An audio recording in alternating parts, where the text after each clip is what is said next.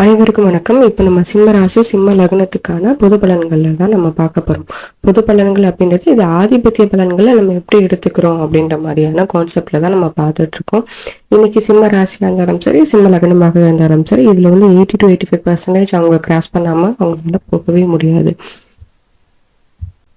So சிம்ம ராசி சிம்ம லக்னம் அப்படின்னு சொல்லும் போதே அது காலபுருஷனுக்கு வச்சு பார்க்கும்போது அது 5ஆம் இடம், கலைகளுக்கான ஒரு ஸ்தானத்தை அது குறிக்கக்கூடிய இடம். ஸோ கலைஸ்தானம் அப்படின்னு சொல்லும் போது எல்லா கலைகளையும் கத்துக்கணுன்ற எண்ணம் இருக்கும். பாட்டுலயும் ஒரு தடவை போயிட்டு வந்துடலாம், மியூசிக்லயும் ஒரு தடவை போயிட்டு வந்துடலாம், குங்ஃபுவா அதுலயும் ஒரு தடவை போயிட்டு வந்துடலாம் அப்படின்னு சொல்லிட்டு எல்லா விதமான கலைகளுக்குமான ஒரு ஆர்வம் அதிகமா இருக்கும். ஸோ 5ஆம் இடம் காலபுருஷனுக்கு 5ஆம் இடம் லவ் அண்ட் அஃபெக்ஷன் அப்படின்னு நம்ம பேசியிருப்போம் இல்லைங்களா. ஸோ கண்டிப்பா ஒரு காதல் உண்டு, ஆனா அந்த காதல்ல திருப்தி இருக்காது அப்படின்றது மட்டும் நம்ம ஞாபகத்துல வச்சுக்கிட்டா போதும். யாருக்கும் தலை வணங்க மாட்டார்கள், ரொம்ப பெருமை பேசுவாங்க. கடகத்துக்கு எவ்வளவு சொன்னோம் தற்பெருமை, அதை விட பன்மடங்கு இது பெருமையா பேசும், இவங்க ரொம்ப பெருமையா பேசுவாங்க அப்படின்ற மாதிரி அர்த்தம். சரிங்களா. ஸோ சில இடத்துல அட்ஜஸ்ட் பண்ணணும், பண்ணாதான் அவங்க லைஃப் நல்லா இருக்கும் அப்படின்னாலும் அந்த இடத்துல அவங்க அட்ஜஸ்ட் பண்ண மாட்டாங்க. நான் யாரு, என்னோட குலம் எப்படி, என்னோட குணம் எப்படி அப்படின்னா அட்ஜஸ்ட் பண்ணாமலே போய்கிட்டே இருப்பாங்க. சிம்பிளா சொல்லணும்னா நெற்றிக்கண் திறப்பினும் குற்றம் குற்றமே அப்படின்ற மாதிரி வார்த்தையை யூஸ் பண்ணுவாங்க. அந்த குற்றம் பொது குற்றமா கிடையாது, அவங்களுக்கு அது குற்றம்னா குற்றம். சோ நியாயப்படி தர்மப்படி அதெல்லாம் கிடையாது. எனக்கு குற்றம், அதனால நீ பண்ணது தப்பு அப்படின்ற மாதிரி ஒரு கான்செப்ட்ல போய்கிட்டே இருப்பாங்க அவங்க. ஸோ பிடிவாத குணம் உண்டு, ஆக்கிரமிக்கும் குணம் உண்டு, நிறைய குறை சொல்லுவாங்க அடுத்தவங்களை பத்தி.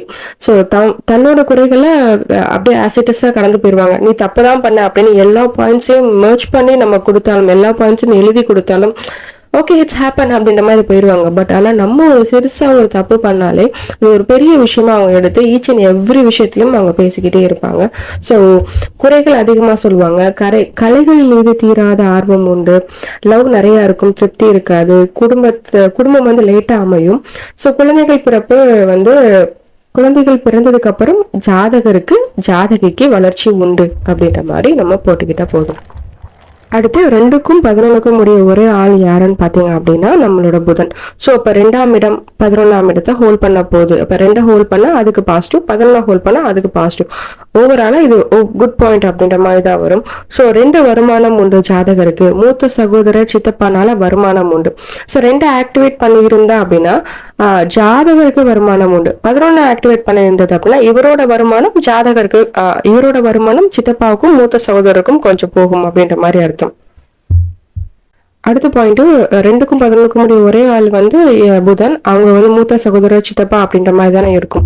ஸோ இவர்களது தலையீடு குடும்பத்துல இருந்துகிட்டே இருக்கும். என்ன ஒரு முடிவு எடுத்தாலும் இவங்க என்னதான் கோவம் அப்படி இப்படின்னு தற்பெருமை எல்லாம் பேசினாலும் இவங்களோட இன்ட்யூஷன் யாருக்கிட்ட போய் கேட்டா சரியாகும்னு பாத்தீங்கன்னா மூத்த சகோதரனும் சித்தப்பா கிட்டயும் போய் கேட்டுதான் ஒரு முடிவு எடுப்பாங்க. இவங்களோட தலையீடு இருந்துகிட்டே இருக்கும். இவங்க 2 பேருமே 2 ஆக்டிவேட் பண்ணும்போது கொஞ்சம் 11 ஆக்டிவேட் பண்ணும்போதும் 2மே ஒரே ஆள்னால இந்த குடும்பத்துக்கும் இந்த சித்தப்பா மூத்த சகோதரருக்கும் ஏதோ ஒரு இன்டர்லிங்க் இருந்துகிட்டே தான் இருக்கும். அதிகமான லாபம், எதை பேசினாலும் லாப நோக்கத்தோட தான் பேசுவாங்க. இவங்க பேசினா வருமானம் அப்படின்ற மாதிரி இடத்துல இருப்பாங்க.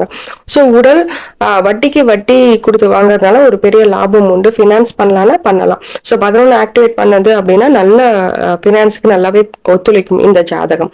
ஸோ நண்பர்களால் வருமானம் உண்டு. இந்த ஜாதகரோட வீட்டுல பேங்க் வேலை, டீச்சர் வேலை எல்லாம் உண்டு. இருதார தோஷம் உள்ள ஒரு குடும்பமா இருக்கும் இந்த ஜாதகம். சரிங்களா. சிம்ம ராசி சிம்ம லக்னமாக இருக்கும் பட்சத்துல அடுத்து 3க்கும் 10க்கும் உடைய ஒரே ஆள் யாருன்னு பாத்தீங்க அப்படின்னா நம்ம சுக்கிரன். சோ சுக்கிரன் 3க்கும் 10க்கும் உடைய ஒண்ணுன்னாச்சு. அப்ப முதல் தொழில் மாறும். நல்ல பர்ஃபெக்டா பிளான் பண்ணி எக்ஸிக்யூட் பண்ணிக்கிட்டே இருப்பாங்க ஒரு தொழில. அதுக்கு அவ்வளவு ஹார்ட் ஒர்க் பண்ணுவாங்க. But end of the result எதுன்னு பாத்தீங்கன்னா வேற ஒரு தொழில அப்படியே ஜம்ப் ஆயிருவாங்க. சோ 3க்கும் 10க்கும் உடைய ஒரே ஆள் அப்படி யாருன்னு பாத்தீங்கன்னா சுக்கிரன். 3ஆம் இடம் முயற்சி ஸ்தானம், 10ஆம் இடம் தொழில் ஸ்தானம். சோ முயற்சி ஒன்னா இருக்கும், தொழில் வேற ஒரு இடத்துல போய் அமையும். ஸோ சகோதரனுக்கும் தொழில் உண்டு, சகோதரனும் கருத்து வேறுபாடு உண்டு. ஸோ 3ஆம் இடம் முயற்சி, தொழிலுக்காக முயற்சி செய்துக்கிட்டே இருப்பாங்க. ஏதாவது ஒரு தொழில் புதுசா ஒன்று ஸ்டார்ட் பண்ணணும், எனக்கு ஒரு வருமானம் பத்தாது, எனக்கு 2 வருமானம் வேணும், 3 வருமானம் வேணும், பாசிவ் இன்கம் வேணும் அப்படின்னு சொல்லிட்டு லாப நோக்கோடையே எல்லா விதத்தையும் அவங்க யோசிப்பாங்க. இவங்களுக்கு ஒரு சகோதரன் பிறந்த உடனே ஒரு குடும்பத்துல ஒரு கர்மம் உண்டு. சோ ரொம்ப கேர்ஃபுல்லா இருக்கணும். 3ஆம் இடம் ஒரு டெத் நியூஸே சொல்லும். சோ அதனால கல்யாணத்துக்கு அப்புறம் ஒரு கர்மம் உண்டு அப்படின்ற மாதிரி நம்ம எடுத்தோம். 3ஆம் இடம் மாமனார் இல்லைங்களா. சோ இப்படி மாமனார் வீட்டுலன்னு சொல்லாம மாமனார் வழியில ஒரு டெத் நியூஸ் வருங்க அப்படின்ற மாதிரி நம்ம சொல்லணும்.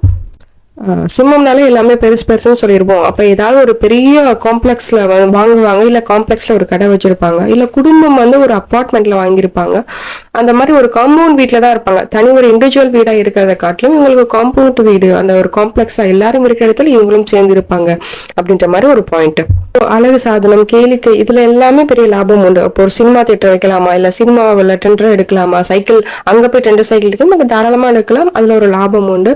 ஆர்டிபிஷியல் ஜுவல்லரி இல்ல ஜுவல்லரி மேக்கிங் கோர்ஸ் படிக்கலாமான்னா இதுல எல்லாத்துலயுமே லாபம் உண்டு. அதான் ஜென்ரலா எல்லாமே கேளிக்கை அந்த என்டர்டைன்மெண்ட் சம்பந்தமான விஷயத்துல ஒரு பெரிய லாபம் உண்டு அப்படின்ற மாதிரி அர்த்தம். திருமண கான்ட்ராக்ட் செஞ்சு எடுத்து செய்யறதுலும் ஒரு நல்ல லாபம் உண்டு. சரிங்களா? அடுத்து 4க்கும் 9க்கும் உடைய ஒரே ஆள் யாருன்னா செவ்வாய். இப்ப 4ஆம் இடம் அப்படின்னு பேசும்போது அங்க கால்நடைகள் அப்படின்ற வார்த்தையும் நம்ம ஒரு பால் பண்ணை இது எல்லாமே. அப்ப இந்த ஜாதகம் கால்நடை வளர்த்த குடும்பமா இருக்கும். ஜாதகர் வளர வளர சொத்தும் வளரும். சரிங்களா? அப்ப சொந்தத்துல திருமணம் செய்வாங்க. தாயார் 3வது பிறப்பாக உண்டு. இப்ப நான் சிம்ம ராசி சிம்ம லக்னமா இருந்தாங்க அப்படின்னா என்னோட அம்மா 3வது குழந்தையா இருப்பாங்க. அவங்களுக்கு முன்னாடி 2 குழந்தைங்க இருந்திருப்பாங்க. எங்களோட அம்மா 3வது குழந்தைங்களா இருப்பாங்க. சோ ஜாதகரின் தாயார் 3வது பிறப்பு அப்படின்ற மாதிரி நம்ம எடுத்துக்கிட்டா இங்க போதும். தந்தைக்கு சொத்து உண்டு. தாயார் வேலை செல்லக்கூடிய நபராக இருப்பார். 4ஆம் இடம் தாய்ஸ்தானம், 9ஆம் இடம் கௌரவம். அப்ப அம்மா அப்பா 2 பேருமே கௌரவமான ஒரு தொழில் செய்யக்கூடிய ஒருத்தவங்களா இருப்பாங்க. சிம்ம லக்னத்துக்கு எந்த திசை எந்த இது நடக்குதோ இல்லையோ, இந்த 4க்கும் 9க்கும் உடைய ஒரு ஆள் இருக்காங்களா செவ்வாய், அவரோட திசை நடக்கும்போது அந்த குடும்பம் வேறு ஒரு லெவல்ல நல்ல வளர்ச்சி இருக்கும். சொத்துக்கள் நிறைய சேரும். இங்க 4ஆம் இடம் சுகஸ்தானம். இப்போ இதை கற்பு நிலையை சொல்லக்கூடியது, கற்புன்றது ஆண்களுக்கும் சரி பெண்களுக்கும் சரி, கற்பு நிலையை சொல்லக்கூடிய ஒரு விஷயத்த இங்க நம்ம பேசக்கூடிய இடம் 4ஆம் இடம். ஸோ ஜென்ரலா ஓவராலா சிம்ம ராசி சிம்ம லக்னத்துக்கு 4ஆம் இடம் திசை சின்ன வயசுல நடந்தது அப்படின்னா லவ் மேரேஜுக்கான ப்ராபபிலிட்டி ரொம்ப அதிகம். பெரிய வயசு ஒரு 40 வயசுக்கு மேல செவ்வாதிசை செவ்வாபூதி அப்படின்னு நடக்கும்போது அங்க லவ்வுக்கான ப்ராபபிலிட்டி இல்லாம குழந்தைகள் சம்பந்தப்பட்ட ஒரு விஷயத்துக்கு, குழந்தைகளுக்கு நோய்க்கான ஒரு ட்ரீட்மெண்ட் அந்த மாதிரி நம்ம போயிரும். ஸோ சின்ன வயசுல செவ்வாதிசை வராம இருக்கிறது மச் பெட்டர். ஆனா ஒரு பிற்பகுதி ஆஃப்டர் 30-35 மேல வரும்போது அது சொத்துக்களுக்கான ஒரு நல்ல திசையா மாற ஆரம்பிக்கும். 4ஆம் இடம் தான் வண்டி வாகனம். ஸோ அதுக்கு இங்க எந்த குறையும் இருக்காது. நல்ல வண்டி வாகனம் எல்லாமே நல்லா இருக்கும். அடுத்து 5க்கும் 8க்கும் உடைய ஒரே ஆள் யாருன்னா குரு. அப்ப இங்க 5ஆம் இடம் 8ஆம் இடமும் கனெக்ட் ஆகும்போது அங்க தத்து புத்திரர்கள் அப்படின்ற வார்த்தையை யூஸ் பண்ணணும். எந்த ஜாதகத்துல 5ஆம் அதிபதியும் 8ஆம் அதிபதியும் ஒருத்தருக்கு ஒருத்தர் இன்டர் கனெக்டா இருக்காங்க, இல்ல பகை ரீதியா ஒருத்தருக்கு ஒருத்தர் ரொம்ப க்ளோஸா இருக்காங்க, இல்ல ஒருத்தருக்கு ஒருத்தர் பாத்துக்கிறாங்க, 5க்கும் 8க்கும் ஒரே ஆள் தான் இருக்காங்க அப்படின்ற பட்சத்துல அங்க தத்து புத்திர யோகம் உண்டு அப்படின்ற மாதிரி அர்த்தம். சப்போஸ் குழந்தை பிறந்துருச்சு அப்படின்னா குழந்தை பிறந்தோடனே தத்து கொடுத்து ஏதாவது ஒரு கடவுளுக்கு தத்து கொடுத்து, இங்க குரு செவ்வாய் அப்படின்னு கனெக்ட் பண்றதுனால ஒருத்தர் பெருமாளுக்கு தத்து கொடுப்பாங்க, இல்லைன்னா செவ்வாய் அந்த முருகனுக்கு தத்து கொடுத்து வாங்கிக்குவாங்க. சோ தத்து புத்திர யோகம் உண்டு அப்படின்ற மாதிரி எடுத்துக்கணும். தத்து கொடுத்து வாங்கியிருப்பாங்க அப்படின்ற மாதிரி நீங்க கேட்டு பாருங்க. சரிங்களா? சோ பூர்வீகத்தை விட்டு வெளியே போனவங்க, இங்க பூர்வீகம் பிறந்தது ஒரு இடமா இருக்கும், வாழ்றது வேற ஒரு இடமா இருக்கும். சப்போஸ் அவங்க தத்து கொடுத்து அந்த குழந்தைய வாங்காத பட்சத்துல அந்த குழந்தைக்கு சின்ன வயசுல ஒரு அறுவை சிகிச்சை, உடல் ரீதியான ஒரு தொந்தரவு இருந்துகிட்டே இருக்கும். சோ பூர்வீக சொத்தை அனுபவிக்க தடை. இது அனுபவிக்க தடை அப்படின்னா 8ஆம் இடத்தை ஹோல்ட் பண்ணிருச்சு அப்படின்னா இங்க பூர்வீக சொத்து இருக்கும், ஆனா ஜாதகர் அனுபவிக்க தடை. சப்போஸ் 5ஆம் இடத்தை ஆக்டிவேட் பண்ணிருச்சு அப்படின்னா பூர்வீக சொத்து இருக்காது. சப்போஸ் இருந்தாலும் அதுக்கு அந்த பங்காளிகள் வந்து நிறைய பேர் அந்த சொத்துக்கு பங்கு போட்டுக்கிட்டே இருப்பாங்க. 1 லட்சம் ரூபாய் இருந்தது, அது பூர்வீக சொத்து கிடைக்க போகுது அப்படின்னா அதுக்கு 10 பங்காளிகள் சண்டை போடுவாங்க. சோ எப்படி இருந்தாலும் நீங்க பூர்வீக சொத்து அனுபவிக்க தடை அப்படின்றதான் மீனிங். குலதெய்வ தடை உண்டு. ஸோ 5 ஆக்டிவேட் பண்ணுச்சு அப்படின்னா குலதெய்வம் தடையாக இருக்கும், ஆனா நிவர்த்தி ஆயிரும். 8 ஆக்டிவேட் பண்ணுச்சு அப்படின்னா குலதெய்வம் தடை அப்படின்ற மாதிரி விட்டுரும். ஸோ பக்கத்து வீட்டுல குழந்தை, அப்ப நான் சிம்மராசி சிம்ம லக்னம் அப்படின்னா பக்கத்துல இருக்கக்கூடிய ஒரு குழந்தை வந்து எங்க வீட்டுக்கு வந்து அடிக்கடி வந்து விளையாடிட்டே செல்லும். ஸோ தலை சார்ந்த வியாதி உண்டு. கோவில் பாத்ரூம் இந்த இடத்துல எல்லாமே ரொம்ப கேர்ஃபுல்லா இருக்கணும், வலிக்கி விட்டுரும். ஸோ இந்த இடத்துல மட்டும் ஃப்ரீக்வெண்டா விழுந்து எந்திரிப்பாங்க. ஸோ கேர்ஃபுல்லா இருங்க அப்படின்னு நமக்கு போதும்.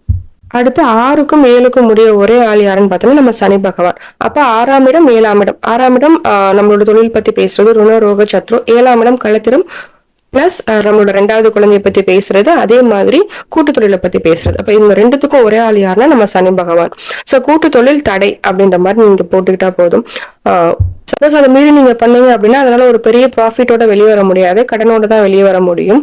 மனைவியுடன் கருத்து வேறுபாடு, குடும்பம் அமைய தடை, தொழில்ல கடன், தொழில் எல்லாமே நெகட்டிவ் தான் இங்க. ஸோ எதிரிகள், உணவு அப்படின்ற எல்லா விஷயத்துக்கும் இங்க நம்ம நெகட்டிவா தான் பேச போறோம்.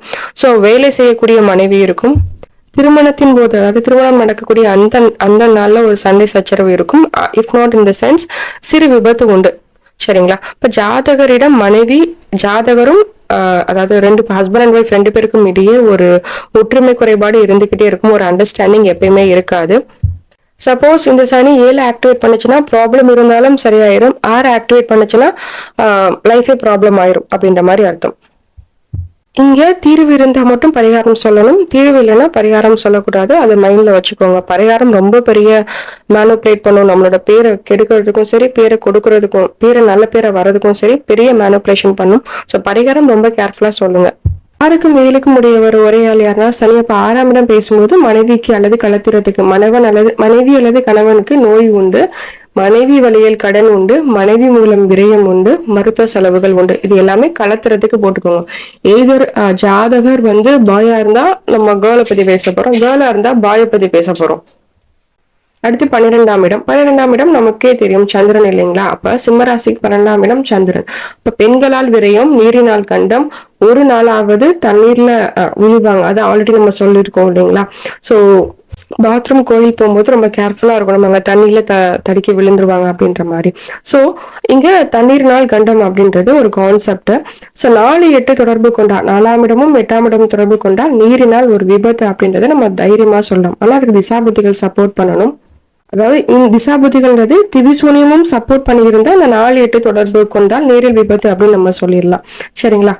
ஸோ 12ஆம் இடம் அயன சயன போகம் அப்படின்னு சொல்லியிருக்கோம். அப்போ அங்கே சந்திரன் இருக்கும்போது தூக்கம் ரொம்ப நேரம் படுத்துக்கிட்டே இருக்க மாதிரி தான் இருக்கும். ஆனால் ஒரு டீப் ஸ்லீப் அவங்களுக்கு இருக்காது. ஸோ அது அவங்களுக்கு கொஞ்சம் மைனஸ் சயன போகத்தில் அது கொஞ்சம் நெகட்டிவ். அம்மாவுடன் கருத்து வேறுபாடு இருக்கும்.